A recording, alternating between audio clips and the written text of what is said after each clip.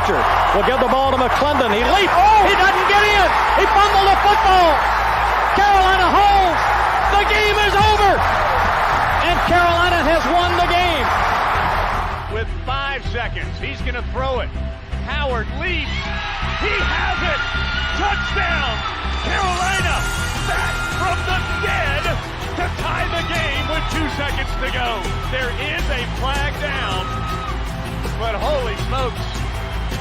2 and 4 in overtime games. Carolina 1 and 3. Here from under center. Give off to Greg Little. Little pulls away. Little is going to score. Carolina wins. Snap back, spot down. The kick is cleanly away. It is good! And it's with yes, a 54-yard field goal. And how about them Tar Heels? They do it! Possible win. Snap, spot, kick away, high enough, long enough. It's good! It's good! Carolina has won the game on a 42-yard field goal by freshman Hunter Burns. In his end zone. The punt, very high. Switzer will have room to return it. He fields it at the 40. Coming near side, Switzer at the 50. Switzer, 45, cuts back at the 40. 35, breaks a tackle at the 30. Still on his feet. No, he's not. Yes, he is. Ryan Switzer for 6. He is doing his best Giovanni Bernard impression. Ryan Switzer again. Bernard fields it at the 26. Heading to the far side. Gio at the 35. Gio, he's at the 50. No, he's not. Yes, he is. Gio is going to take it for a touchdown. Are you kidding me? What's going on, guys? It's the Heel Tough Blog Podcast here on a Wednesday night before Thanksgiving. And it's time to talk about the Tar Heels taking on the NC State Wolfpack as Carolina's traditional finish to the season. A little bit later this year in terms of the day. Carolina has been playing NC State on the final Friday of the year for about, I'm trying to remember when they started that. Was it 2014? No, I think it was 2015 was the first year that they started that. And ever since then, actually, no, it was 2016 was the first time when Carolina wore the all-black uniforms at home. Of course, they did fall in that game to NC State, but we don't like to remember that one too much or some of the other recent history that Carolina's had. We'll tell you a little bit more about that here as we get into this matchup. But Carolina Saturday night on ACC Network at 8 p.m., good way to close the regular season. Great matchup against the Wolfpack, who will be ranked coming into this matchup. Last night on the College Football Playoff ranking show, it was revealed they are inside of the top 25 for the first time this season. So they'll be at 22nd. Carolina, of course, dropping out with the loss to Clemson, will be unranked in this matchup. But two very evenly matched teams. When I saw the line yesterday, I think it was Carolina -2. I would expect that line will probably shift a little bit, probably in favor of NC State, and it'll probably be close to a pick'em when everything's said and done. And I think it's only fitting. I think these two teams are very close to each other at this point, 8-3, both on the season. And I think, for Carolina, they're heading in the opposite direction that NC State is. So we'll see. It's a collision course of teams that, will probably be, for Carolina, they'll be rather desperate in this game. And for NC State, it's not really desperation, but it's a team that I think is starting to feel themselves a little bit coming into their own, and rightfully so. And so it'll be an interesting matchup in this one. For the Tar Heels, it's a chance to erase a slow finish to the season, just like last year, and keep the hopes of a double digits win season alive, which I think is kind of the bar that we've set at this point for this being a successful season. Carolina's not going to make it back to Charlotte as they stated their goals were when they were at the ACC Media Days. But at the same time, if this team was to win double-digit games in a season, it would not be something that most Tar Heel fans could be mad about. It would also mean that your star quarterback, Drake May, while he didn't reach the heights that we probably hoped that this program could reach with him, not really because of his own doing, still being able to get 19 career wins as a Tar Heel quarterback would be some accomplishment for him. Carolina 2-2 against NC State since Mac Brown's return, but they have ultimately lost 11 of the last 16 in the rivalry. Coming into this one, I think, as I said, I think it's just two teams heading in the opposite direction. And, this is a chance for Mac Brown and his staff to show that, while things haven't looked great down the stretch of the season, they can get their team motivated for this type of game, because the last couple of years, not going to say Carolina hasn't been motivated, but they haven't been more motivated for this game than NC State. This is a chance for Carolina after what happened last year, which is clearly weighing heavily on the minds of players, which we'll talk about a little bit when we go through the Tar Heel storylines. That this is a group that can respond to that and show up on NC State's home field and find a way to pull out a crucial victory. I mean, this is a chance to salvage the season, and this is an important game. This isn't one of the premier rivalries in college football, but here locally it matters. It matters a lot. And you look at losing, 11 of 16, it's not good enough. It was one of the biggest undoings of Larry Fedora's tenure as Carolina's head coach. Of course, Butch Davis never beat NC State either. And for Mac Brown, a guy that started 2-0, finds himself at 2-2 after back-to-back really disgusting and inexcusable losses in this rivalry. And so Carolina's got to look to find a way to go on the road in what will be as hostile environment as they've played in all year. This will be right up there with what Clemson was last week for them, because for NC State, this is their Super Bowl. This is the biggest game that program plays every single year. And Carolina, and the struggle and the battle is always to get our kids to care as much as their kids care about beating them like they want to beat us. And think about it, as State's open about it. You hear the way Dave Doran talks about it. You go back to last year. You hear the way some of their marquee players over the years, most notably Peyton Wilson, the way that they talk about us. They don't run from it. They don't hide from it. And so Carolina's got to find a way to bounce back from a disappointing result last week in Clemson and go on the road in a big spot and win a game to get you to 9-3, which for this program, no matter who the quarterback is, you would still deem a successful season, and put yourself in a position to win double-digit games. And that's going to be the challenge, and hopefully our guys are up for it. Yeah, I mean, look, you brought up, exactly what I was saying there, which is that this is a game that for NC State, I mean, every kid on that roster, they seem to care about it as much as any game that they've probably played in their life. And you're right. At times it feels like Carolina, I mean, I don't know what the difference is for some of these kids. I think, part of it is that they read into the fact that, it's said by mostly people in the basketball program that NC State is not our true rival. And on the basketball side of things, that's definitely true. Carolina has absolutely dominated State. And I mean, you're talking about, NC State has had absolutely no chance for the better part of the last 20, 30 years to compete with Carolina. That's not the case on the football side of things, though. And I think that's something that, these guys have to realize. I think their quarterback does. I mean, just hearing him talk again in his presser on Tuesday, I mean, you can tell that there is just a hatred that pours through, which is great. I love it because he's right there with me. I can't stand anything about the university. I can't stand their fans, can't stand their players, can't stand their boring-ass coach. That's the mindset that you want guys to take into it.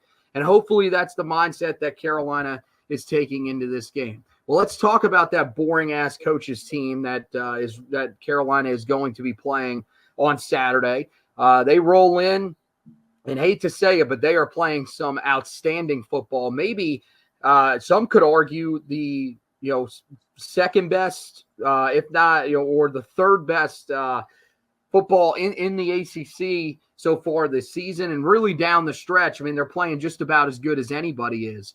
8-3 overall, 5-2 in conference.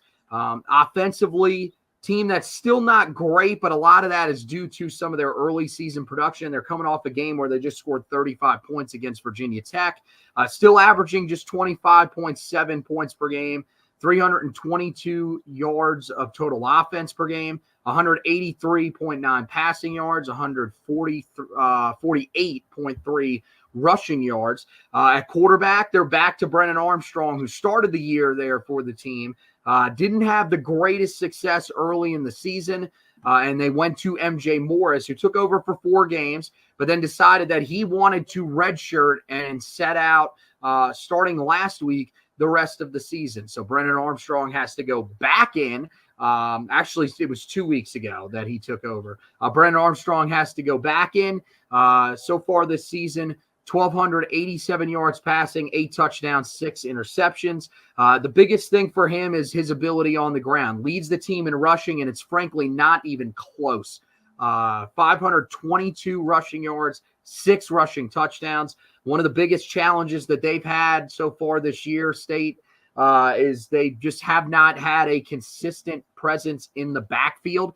So much so that they have started to use wide receiver Kevin Concepcion in the backfield. He has 27 carries, 242 yards so far this season on the ground. But they also have a couple other guys they'll use. Delbert Mims, their big back, averages just 2.9 yards per carry, but has 7 rushing touchdowns on the season. The guy to keep an eye on, though, in that backfield that started getting things going here as the year has gone along and will probably be their guy moving forward is Kendrick Raphael, who averages 4.7 yards per carry and a touchdown so far this season. And Michael Allen, their other running back, who is over 250 yards rushing, he also will not play in this game, said earlier this week that he is going to sit out the remainder of the season. Definitely an interesting choice, to say the least. He will enter the transfer portal. It's probably not the greatest look for the NC State program that they now have 2 guys that are sitting out, but it won't really matter. They haven't been using him as much down the stretch. As I mentioned, Kevin Concepcion, the wide receiver, they use him in the backfield, but he's a big threat out of the slot. So far this season, just an outstanding year for him as a true freshman. 57 catches, 636 yards, and 8 touchdowns. But outside of that, not a lot of production. Nobody else over 200 yards receiving so far this season for State. So, they've got some guys. Terrell Timmons is a guy that has 11 catches for 195 yards. That's 17.7 yards per reception. That's certainly a guy to keep an eye on. But there's not really a lot that Carolina is looking at coming into this game and saying that they are concerned about in terms of the rest of that receiver group or even that tight end group. There's no one that really stands out there. It's just focused on taking away Concepcion and making somebody else beat you. Offensive line for NC State, not nearly as good as they've been in the past, but still a unit that's gotten better as the season has gone along. So Carolina's got to be prepared for that. A lot of physicality up front. So Carolina's defensive line, they have to bring it.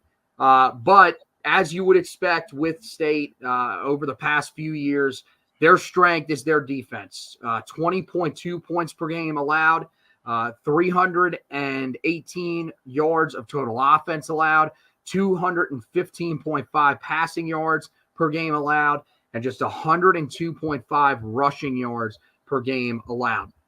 Really, it all starts with the linebacking crew here for this team. Peyton Wilson is about as good of a linebacker as you're going to find right now in college football. 123 total tackles this year, 15.5 tackles for loss, 5 sacks, 2 interceptions, 6 pass deflections. He does it all, and he's going to be a big challenge for Carolina to block in the middle of that unit. Jalen Scott also alongside of him having a solid year, 65 total tackles, 4.5 tackles for loss for him. The defensive line, still one of the better groups in the ACC. Davin Vann having a really strong year again. And remember, coming into last year's matchup, Vann was having a solid year, really broke out in this game. So Carolina's got to have their focus on him and finding a way to take him away.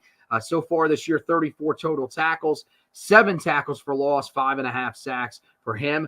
Reed Hibbler in the middle is another guy that's had a really strong season for NC State as well, or actually a guy that plays defensive end for them. So really, those are their 2 producers at the defensive end spots. Hibbler, 5.5 sacks as well. And then you've got the big man in the middle for them, C.J. Clark, who is also a guy that Carolina is going to have to find a way to handle after struggling to handle the defensive tackles for Clemson this past weekend in Death Valley. Their secondary, probably the most gettable part of this team, but they do have Aiden White, who's one of the better cover corners in the ACC this season, having another tremendous year.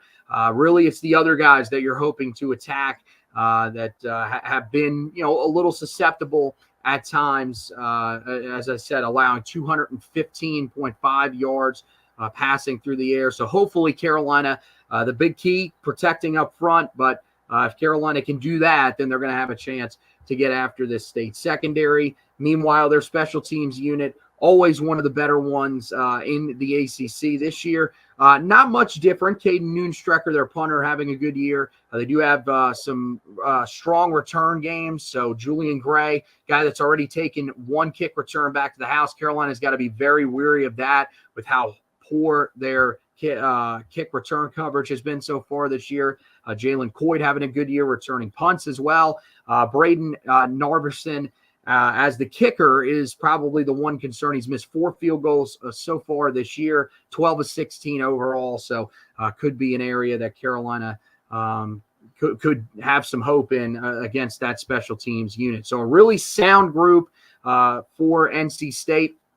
Look at the Tar Heel storylines now. We'll get right into those here. And it really starts with the pressure on this team to avoid a similar finish to last year. And it's really on so many different levels. Not only would Carolina, falter down the stretch like they did against FBS opponents. If Carolina was to lose this game, that would mean they lost 4 of 5 against FBS opponents to close the regular season, because the win against Campbell against an FCS opponent, so doesn't really do much for you. But on top of that, it would be, if Carolina comes out, struggles on the offensive side of the ball again and just gets bullied around, it would basically be the exact same finish that Carolina had to last year's regular season, as they now get ready to head into a bowl game where they would have to win that to try to get to 9 wins. Carolina wants to get to that double-digit win mark, especially for Drake May. But it'll be interesting to see how Carolina handles the pressure in this one, because as we know, they have not really been a team that's been great with handling pressure, especially when it comes with expectations. Yep. And I mean, this is, we've talked all year long about going from good to great. This wouldn't get you to great, but this could get you from good to gooder. And it could be a sign of progress in the season. And so, Carolina's going to have their hands full with an offense that knows that it's limited in terms of the talent that it has, but they know what they do and what they do well. And then defensively, this is going to be a defense that's going to look at the Clemson film from a week ago, and they're going to be ready to feast and understand that they can push Carolina around up front. Peyton Wilson is just as good as the linebacker that Carolina saw last week when they were in Death Valley. And this is a guy that knows how to make game-changing plays. And this is going to be, a litmus test is the wrong word, but this is going to be really a measuring point for Mac Brown in his second time here, because I talk about this today at WFNZ. Like, one of the things I get frustrated with when it comes to Mac is that, like, if you look at what Dave Doran has endured this year with the quarterback play and all that type of stuff, he still has his team 8-3. still has a chance to go 9-3, still has a chance to win double-digit games. That guy, as much as we hate him, as much as we loathe him, he gets every bit out of his talent, no matter what. Whereas Mac Brown, on the other hand, usually underachieves with more talent, and so this could be a chance for Mac Brown to kind of shut some people up, because the back-to-back losses to NC State and the way you've lost them have been rather embarrassing. If you can go on the road on Saturday night and win this type of game, if you're going to stick around moving forward, it will probably restore some belief that Mac Brown is still the right guy in 2023 to lead the program. And so we're going to find out, I think, a lot about this team as much as in any game so far this year, because I think the future of the program does depend on the way this game goes on Saturday. Yeah, I mean, and I would imagine they probably know that in that locker room. The main thing, and look, I mean, I don't know if it's all on this game. I mean, look, if Carolina wins, it goes a long way towards helping the future of the program. But at the same time, I mean, this is one of those things that they have to sit down and try to figure out why Carolina fades down the stretch of seasons, under Mac Brown, because that's a trend that simply can't happen. I said it the other night. You'd almost rather it happen in reverse, which is what Dave Doran has had happen at NC State. His teams always seem to get better as the year goes along, where Carolina seemed to trend in the other direction. And Mac Brown and his staff just haven't been able to figure it out. We thought they would be able to learn from last year, and so far they haven't. But yeah, this is a chance for Mac Brown to do what he said he was going to do when he came back here. You took care of Duke. You've done that, since you came back here. You've won 5 straight against them. That's great. But against NC State, I mean, if you drop this one and now you've lost 3 straight to them, it really does make you wonder where exactly you're at, because that's the team more than any that you want to beat. You could say whatever you want about, Duke is Carolina's true rival, whatever. When it comes to football, that is not the case. NC State is Carolina's true rival. So you should want to beat them more than anybody. This is important for Mac Brown to get it done. And in terms of the players, I mean, look, they haven't dealt with pressure well all season long, especially the back half of the year. I thought, early in the season when they had pressure on them, they found ways to win those types of games.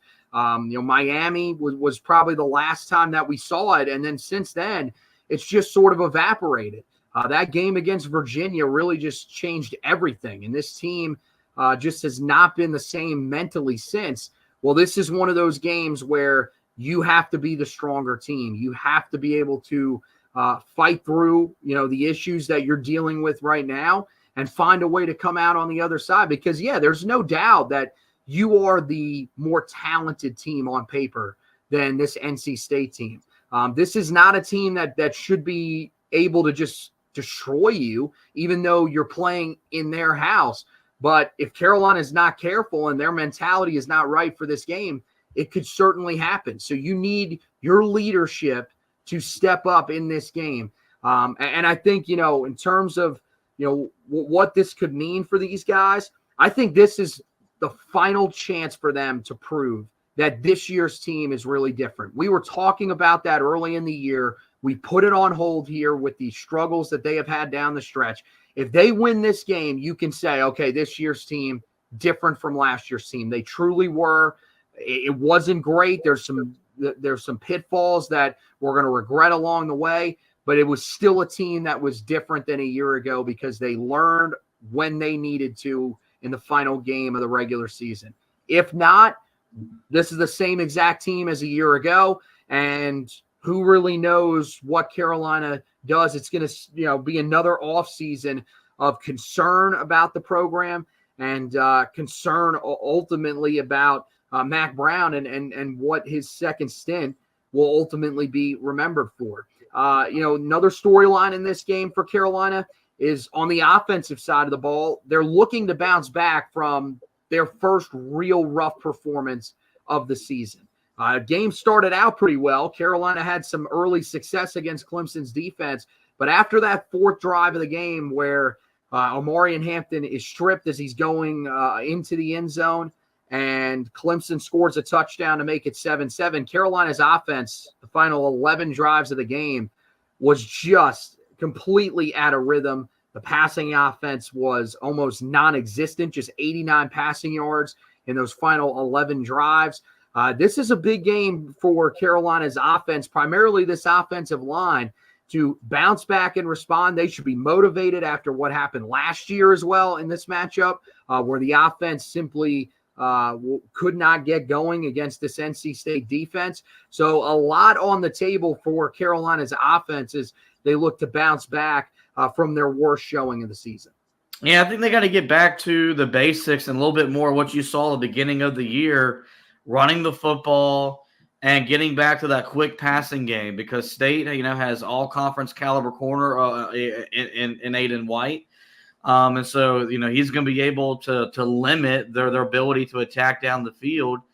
And there's a reason why the offense, even though it's been explosive, it hasn't been as efficient or as effective. It's really felt like Phil Longo's offense since the Miami game, which was boom or bust, which was you're going to hit big plays or you're not going to be able to sustain drives and keep your defense on the field. And so this has got to be a game where, Carolina's got to bounce back up front. They got to protect better. They got to create better running lanes throughout the game for Omarion Hampton. Because, the big runs are nice, but when you don't score on them and then the other times you're running the ball, you're getting minimal yardage, it makes it hard to keep wanting to run the ball. And I think the best way to do it is to quick passing game, get the ball out of Drake May's hands, get your playmakers in space, soften up that defense, and really set up your big throws down the field. And so I don't think Carolina fans should be expecting a 40-point performance in this game. I think this game is going to be in the 20s, no matter if Carolina wins or loses. But what you want to look for is efficient offense, and that's got to be the recipe for Carolina to go on the road in this one. Yeah, and look, I'm not that concerned about Omarion Hampton bouncing back. I really think he'll be fine. It's really, can the offensive line do their job up front? Because that was the biggest downfall of this group a year ago in this game, was that the offensive line, you could argue the offensive line in this game was worse than it was in the ACC championship game against Clemson. And that's really saying something. Drake May had absolutely no time a year ago. Carolina could not run the ball. Now, Omarion Hampton, is much better than Elijah Green, who was back there last year. Nothing against Elijah Green. You're just talking about one of the elite running backs in all of college football. Carolina's got to stick with the run in this game, too. They can't bail on it and just rely on the passing game, because that's not the strength of this team right now. Look, it's certainly not a weakness, especially, with Drake May and Tez Walker and Bryson Nesbitt out there. But at the same time, this is a team right now that goes through their running game first. That's really what generates this offense, gets it going. We saw it last week, when Carolina's offense was at its best, it's when the running game was going early on. Once that, Clemson was able to really bog down the running game for Carolina, the offense stalled because they were able to just pin their ears back and get after the quarterback. That's going to be NC State's game plan in this one. So it's on that offensive line to find a way to win up front on rundowns and clear some running lanes for Omarion Hampton to get through, because that's going to open up everything else. I like what you said about the quick passing game. I'd like to see them get back to that. Now, the thing is, the quick passing game does not mean that we're just going to use bubble screens the entire time, because Carolina, that was a part of Carolina's game plan at times throughout the year, and it didn't really do anything for Carolina. You could still throw it in there occasionally because it's an extension of your running game, but you don't want to do it too often. It's more about some of those routes over the middle, just trying to get guys freed up in the middle of the field. I think if they can do that, it's going to open up the deeper passing game, which is where Carolina is going to want to hit this NC State team, especially with a guy like Tez Walker. We've seen it from Bryson Nesbitt in the middle of the field at times this year. So that's really the key for Carolina. Just get your offense rolling, because if you can, even though you're going to have moments where it's things are going to get bogged down a little bit like they did against Clemson, you should be able to find a way to move the field a little bit more efficiently than you did a week ago against Clemson. The biggest thing on the other side of the ball for Carolina is can this worn-out defense hold their own against an improving NC State offense? NC State's offense is coming in to the month of November. This was a group that, Carolina probably matched up pretty favorably with. Yeah, Carolina's defense was starting to show signs of falling apart, but at the same time, NC State came into the month with one of the worst offenses in the entire country. Well, they've started to show improvement. It started under MJ Morris, and now it's sort of continued as they've transitioned back to Brennan Armstrong. The biggest thing in this game is going to be Carolina's run defense. Can they find a way to slow down Brennan Armstrong, who is having a tremendous year on the ground? They're going to throw the running back or the wide receiver, Kevin Concepcion, into the backfield along with Kendrick Raphael. So Carolina's got to be prepared. This is not the greatest running team that you're going to that you've seen so far this season. The numbers earlier in the season were even worse, believe it or not, than they are now. But this is going to be a test for Carolina, who is worn out really all over this defense, and will only get more worn out by an extremely physical NC State team if they're not careful. Yeah, I mean, this has got to be a game where literally, and I know it's a tough team to ask because of how much some of Carolina's best players have played. You got to leave it all on the all in the field. Mm-hmm. And I'll say this again when it comes to Gene Chizik: if we're going to lose, let's lose being aggressive. Let's not sit back and let Brennan Armstrong get confidence, get in a rhythm, and then start picking you apart. Let's put pressure on him, because if you do, I think he's going to make mistakes, and you can force turnovers or at least get off the field more often than not. And so I think guys like Kamen Rucker, Ced Gray, Power Eccles, these guys are going to be motivated to go out there and play at a really high level, but they got to be put in a position to be successful. Then they got to make the plays. There were some disappointing plays that Carolina didn't make last week. And a lot of it was just the fact that they're so give out and they're so worn down and beaten down. But at the end of the day, it's just an excuse. Like, you're there to make the play, so you just gotta finish. And I'd like to see the defensive line effort that we saw the first month and a half of the season really come back and emerge in this game and make it a long day for Brennan Armstrong. But we're gonna have to wait and see. But the biggest thing for me is I want to see this team play with some confidence and play with an aggressive nature. Because when they did that to start the year, the defense was good enough to win on Saturdays. And that's what you're asking for. We're not asking for you to pitch a shutout. We're not asking you to do, things that Georgia, Ohio State, Bama are doing defensively. We're just asking you to be average. If they can be average on Saturday night, I think Carolina's got a chance. Yeah, and look, the fatigue factor is real. I know, you said it's an excuse there, but I mean, look, Carolina, and this is on the coaching staff, man. It really is.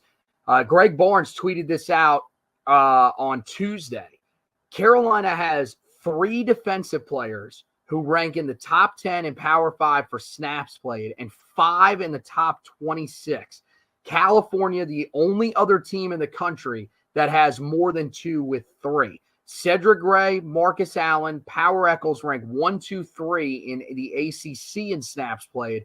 Kamen Rucker is 5th. Elijah Huzzy is 7th. So, Carolina, they played these guys so much that these guys are just simply worn down. As much as any players in college football. And it's something that this staff has to seriously look at.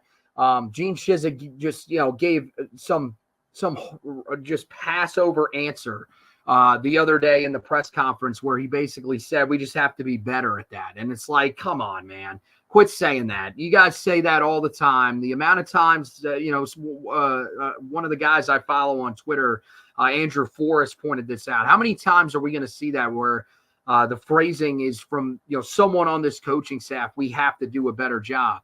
At some point, you actually have to do what you're saying. This is not going to be one of those games where you can really afford to do that, but you're really just hoping that these guys have enough left in the tank. And as you said, the message to those guys, and I don't think any of those guys are going to do it differently. Elijah Huzzy will have to see if he's going to play in this game. As I mentioned, when we recap the game, Carolina, they held their press conference on Monday. They did not provide any update on him, and he missed the majority of the game against Clemson after he went down with an injury, did not return. DJ Jones had to take over a nickel corner. So who knows if he's even going to be able to play in this game. That'd be a huge loss for Carolina, especially going up against Kevin Concepcion. So, but the other guys, I don't question that they're going to leave it all out on the field. It's just, do they have enough for Carolina's defense to be able to find a way to get the requisite stops they need in order for this team to pull off the victory at NC State in that hostile environment. Another storyline really centers around Drake May himself. He talked to the media on Tuesday. They asked him about his future again, and he kind of just said, look, that's something that you have to wait, that I'm waiting until after the regular season to make a decision on. He did say, though, that as of right now, he plans to play in the bowl game. I say as of right now, that wasn't his phrasing. He says he did say, I plan to play in the bowl game. But I think it's it's a decision that probably hinges on what happens in this game. I think if Carolina wins this game, then he probably is going to play in the bowl game. He probably wants to try to get this program to 10 wins. If not, it makes it an interesting case that it would be a loss to NC State at the end. Does that, serve as motivation for him to then play in one more game, potentially win, even if you don't win and you lose that one too? At least it's not to NC State. I mean, he is, as we've said, as much of a Tar Heel kid as we've seen. This dude grew up a Tar Heel. You can tell that he absolutely hates NC State, and for good reason. And I do wonder if that could play a factor. But I think at that point, with there not being the double-digit win component on the table for him, you really wonder if some of the people that will be in his camp for the NFL draft will tell him it's not smart for you to play in this bowl game. You need to go ahead and sit out. So this is one of those games. We've talked about the direction of the program. We've talked about what it could mean for Mack Brown. But in terms of what it could mean for Drake May at Carolina in terms of if this is his final game or not, feels like this game could go a long way towards determining that. Yeah, I mean, Drake's got to say all the right things and say that as of right now, he's planning on playing in the bowl game. I know it's a hard thing for many Carolina fans to hear. No matter what happens, this is probably his final game, and it should be. Just because Carolina's not playing in a New Year's Six bowl game. And I know that on the surface, a double-digit win season would mean a lot to him. But we talk about it now in the modern era of the sport, where really the only bowl games that matter are New Year's Six bowl games for a program that's going to be, as Mack Brown basically alluded to on Monday, is going to be decimated by transfer portal entries anyway once the season does come to an end, and you got to find your next guy at quarterback. The bowl game's the best chance to figure out if Connor Harrell is going to be the guy. And so as much as it'd be hard to tell Drake, we don't want you to play, you could advise him and say there's not, it's not worth you putting your body on the line. And for us moving forward, we got to find your replacement. And the best way to evaluate Connor Harrell would be against what would still going to be a very good opponent. And if he looks the part, maybe Carolina doesn't go portaling. But if he plays a full game and you get, 15 practices with him being the lead guy in a 60-minute game and he struggles, that makes that decision all the more easier for Mack Brown. And so it's a double-edged sword because, Sam Howell played in his final game. But I also think there was that decision was tougher for Sam because I think there was a greater chance that Sam came back than there was for Drake. And you look at how long it took Sam to announce that he was leaving. I think there was a thought for him in his mind that maybe he would come back and play one more year. It's not the case for Drake May. This guy's going to be a top 2 pick in the NFL draft next year. He's not coming back to Carolina. So no matter what happens on Saturday, Carolina fans should should be open to the idea and embrace the fact this is probably his last game as a Tar Heel. Well, yeah, I mean, I would definitely say you need to be open to the idea. To me, he's a guy that seems like, and it means so much for him to play at Carolina. He's a guy that could have left in the offseason. He had offers all throughout the country. And, you could say that part of it is that Carolina definitely came through with some money in NIL. And I'm sure that's definitely part of it. But the other thing is that he's a guy that, if you believe him or not, he did not take any calls because he really did want to be at Carolina. This is the place that he grew up. You got to think he told, the story before the South Carolina game of him going down and watching the Tar Heels play in Columbia back in 2013. There's so many other instances that he brings up of him going to games with his dad. I think on that level, it is even different for him than it was for Sam. Where Sam, I think, grew into the connection with Carolina. This is a dude that was born into it. So, of course, he's going to want to go out, giving this university his all. So I think there's certainly the case, and that's why I brought it up. I think if they win this game, there's a chance that he plays because he wants to get them to that double-digit win plateau. But if not, this could be the way that you send out your quarterback. And that's one of the things that I think this team itself has to take on. Some of the other leaders on this team and just, every guy on that team as a whole needs to realize that this could be the final game of Drake May here. Do we want to send out our program's greatest quarterback with a loss to NC State? That needs to be weighing on their minds heavily. That needs to be something that they play for in this game. And, there's plenty of other guys as well that are going to be playing their final game. Cedric Gray's already said that this will be his final game with his decision to play in the Senior Bowl. You never know. This could be Tez Walker's final game at Carolina. So there's a lot of different guys that Carolina, that these players should be able to rally around. The key one being their quarterback, Drake May.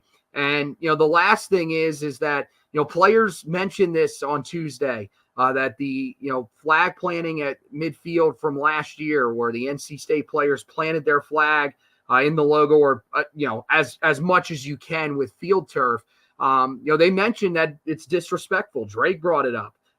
He said that it's disrespectful to do that in someone's house. I meant to pull the cut, but I don't have it with me. Kamen Rucker basically compared it to you going into somebody else's living room, pulling down your pants and just taking a big old dump right in the middle of their right in the middle of the house.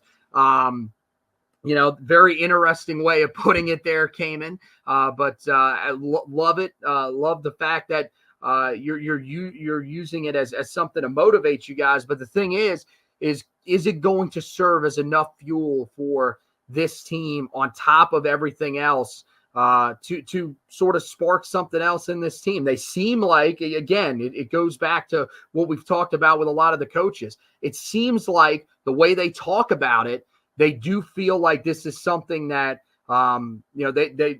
they can fuel themselves off of. They feel disrespected and everything like that. But now it's about actually showing that extra motivation on the field. Look, they shouldn't need any extra motivation as it is. Like, you're talking about back-to-back losses in embarrassing fashion. You're talking about you lose this game, you lose 4 of 6 down the stretch. So that should just be like added on top of it. Like, you don't want to lose 3 straight. You don't want to have another narrative, the narrative that's existed around this program for 40 years, basically to continue. And so, that should just add to the motivation. Like if I say this all the time in rivalry games, if you can't get up for this game, you shouldn't play. Like, you shouldn't need any extra motivation to get up and beat an opponent that exists to hate you. If you need any extra motivation to go out there and play as hard as you can, you're not the competitor that you probably proclaim to be, and that's not the type of guys that I want on my team. And so this would just be another layer of the motivation this team is going to be playing with on Saturday. And hopefully that's enough to make the game mean as much to them as the game means to State. Because when you look at it, that's really why Carolina gets beat in this rivalry more often than not, is that NC State plays with more fire. They play with more emotion.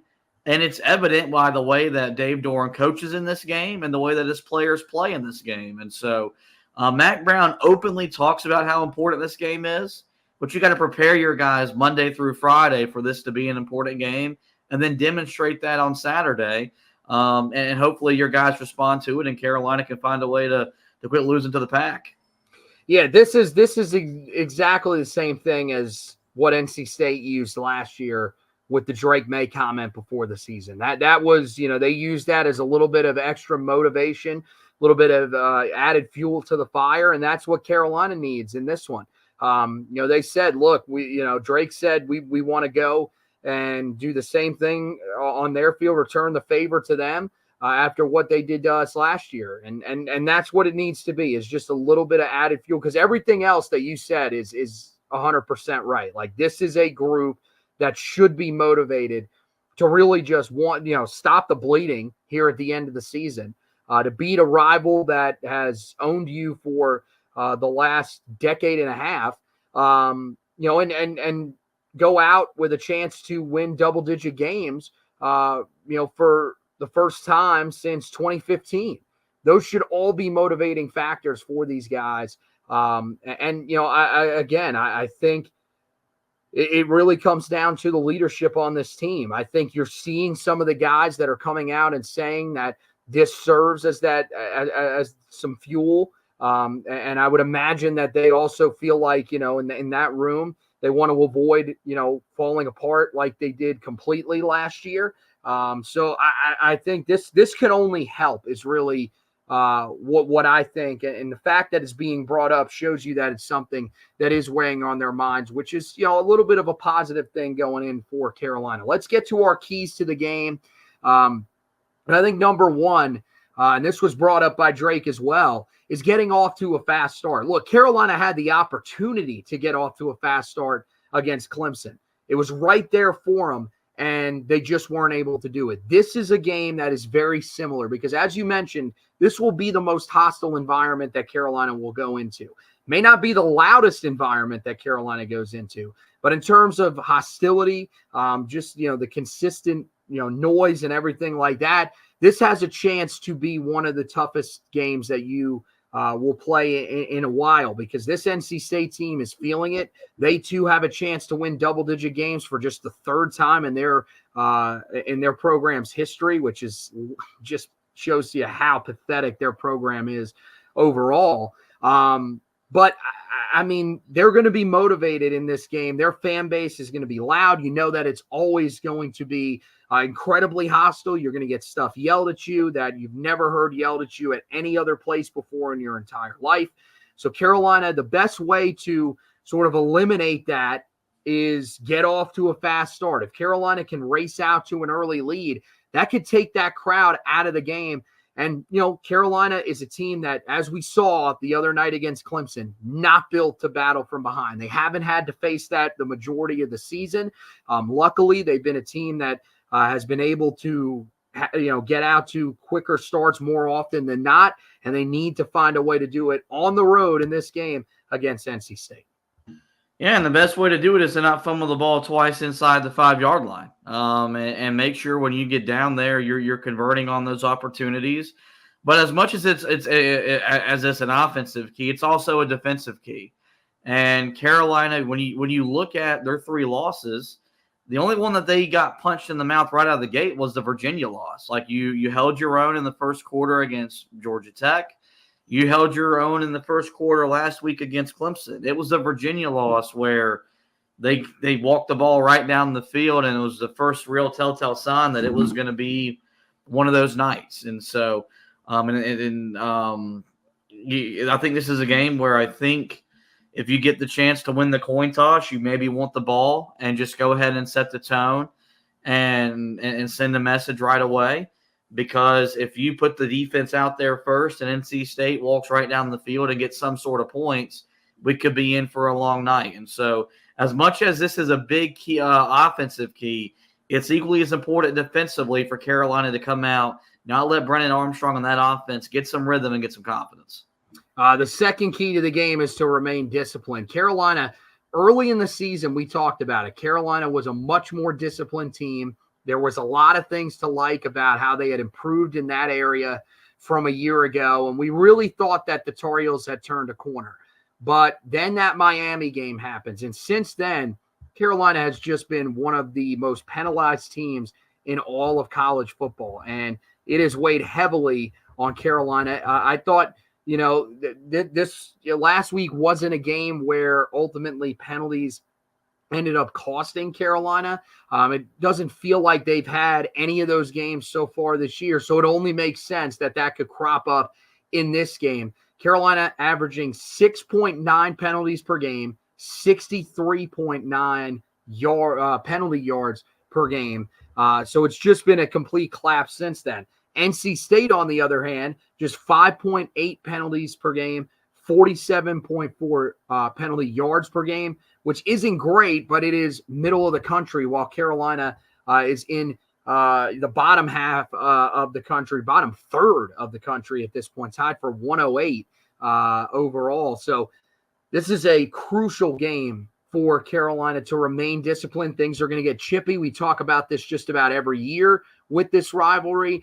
Carolina cannot shoot themselves in the foot with stupid penalties that could allow NC State to keep drives alive, or on the offensive side of the football, those procedure penalties that did hurt Carolina against Clemson. Can't let those crop up and slow down this offense. Yeah, I mean, you said they haven't had a game there. It cost them. Carolina's offensive line committed 6 penalties last week. I mean, it may not have cost them, but it definitely played a role.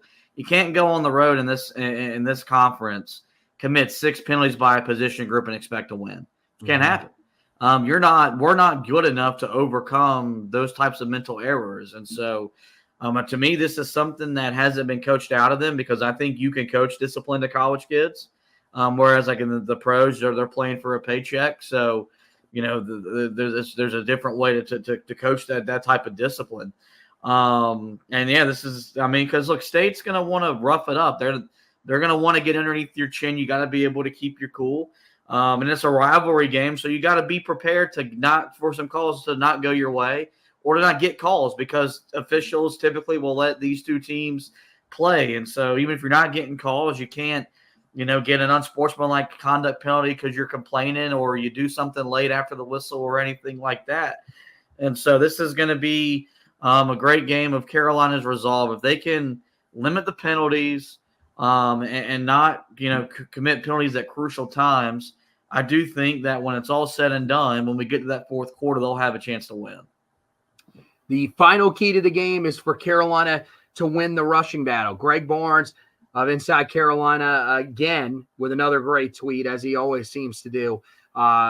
Earlier on Tuesday, the team that has rushed for the most yards between Carolina and State has won 26 of the last 31 meetings in the rivalry. So Carolina's run game, look, it's been a strength for Carolina the entire season. As I mentioned, Amarian Hampton, one of the best running backs in the entire country, was named a Doak Walker Award semifinalist on Tuesday. Well, they need him to look the part of that in this game. They need mainly the offensive line to show up and create some sort of holes for him up front to run through more consistently than they did against a Clemson defensive front that probably has a little bit more talent, but plays with a similar type of physicality that NC State is going to play with. And on the other side, Carolina's got to find a way to slow down Brennan Armstrong. Carolina's defensive line, so far this year has not gotten much push up front. That was their big issue last week against Clemson. And it's a reason why these linebackers are so worn out. Yeah, they're playing a lot of snaps, but they're back to where they were last year of having to make every single play in the run game. Your safeties have to be very aggressive as well. I thought Stick Lane did a really good job of that on Saturday night, and hopefully he plays a lot in this game for Carolina. But really, you have to find a way to win up front. And if Carolina can find a way to win the running game battle, then they have a really good chance to win this football game. Yep, and I think we talked about it earlier. You should still have confidence in Amarian Hampton to give him the ball 20, 25, 30 times if need be, because if Drake May has to sit back and throw it 35, 40, 45 times, I think that it doesn't spell a disaster because of how good the quarterback is. But I don't think that's a winning recipe. I think this has got to be a game where Drake's passing numbers or his pass attempts are down, kind of like they were the beginning of the year, where Chip Lindsey took the ball out of his hands because it was what's best for his offense. And so, you'll look at the box score last year or last week and say, man, Carolina ran the ball really great. No, they didn't. You had really like 3 big runs that really led to that rushing total. Outside of that, you couldn't consistently run the ball. That's got to be different. You've got to be able to run the ball this week consistently, and understand that those 2 to 3 yard gains that are going to get in the first half, you hope turn into 6, 7, 8 yard gains in the second half. And so, as it is every week, the line of scrimmage is important. It's extra important in rivalry games, and whichever team can establish the line of scrimmage and run the ball whenever they want to, I think will put themselves in the best position to win the game. All right, it's time to make our predictions. What do you see happening Saturday night in Raleigh to close out the regular season? This is a tough one. This is, I think, as evenly matched these two teams have been since Mac Brown came back. And I think when they played during the COVID year, I think NC State may have been ranked, but it was a weird year where teams were ranked because 2 conferences weren't playing. You go back 2 years ago, Carolina's preseason number 10 on the road, but they're 6-5 and they blow a 9-point lead in like 2.5 minutes. Last year, you're at home against a 4-string quarterback. None of that matters. State wins both of those games. I think it's going to be tough. I think this won't be a pretty performance by any means. I think this game comes down to quarterback play. And the guy that will be wearing Carolina blue is a little bit better than the guy wearing that cherry red of NC State. Give me Carolina on the road, 24-23 over the Wolfpack. That would be some performance from this defense. I think this is going to be one of the classic battles between these two teams. I think it's going to be very similar to what we've seen the last couple of years. It could come down to special teams ultimately for both of these sides. I think, Carolina, this is a game where, if they can run the football successfully, then I think they've got a really good chance to win this game. I feel more confident in that group to be able to do that than I did a year ago. I'm with you. I think Amarian Hampton bounces back in this game. I really don't have any concerns for me with him. That's one of those games you throw out the tape for him. You just worry about moving forward because you don't expect that's going to happen with him often. I think the key is, Carolina, if they use that run game, open up the deep passing game. NC State is a really good defensive team, but look, Carolina was able to move the ball early in the game against Clemson. I truly believe if Carolina scores on those early opportunities, that game probably looks much different. I'm not saying Carolina puts up 500, 600 yards of total offense, but I don't know if Carolina's offense sputters the way that it does after those first 4 drives of the game. I think this will be a much more even performance from Carolina. I think the offense will be motivated to bounce back from last week. And I think this defense, as worn out as they are, I really do think that this defense is motivated to prove that this is a team that can find a way to get some stops against their rival. They haven't been great down the stretch of the season. Not saying that this could save Gene Chizik's job. That's a conversation that they need to have regardless. But this is one of those games where if you show up and you perform well, people are not going to forget about what happened, down the stretch of the season. But it would certainly put a much better spin on it if you could find a way to shut down NC State, an offense that is improving as the season has gone along, and get a big rivalry victory. Like I said, I think it could come down to special teams. I trust Noah Burnett more than I trusted him last year at this time. He could be the guy that Carolina has to rely on in this game. I think he might be at the end of the game. I think Carolina finds a way to win it 27-24 on the road against NC State, thanks to a Noah Burnett field goal powered by a Drake May drive down the field at the end of the game. So that's going to wrap it up for this edition of the podcast. Want to thank Josh for hosting with me. Want to thank you guys for listening. And as always,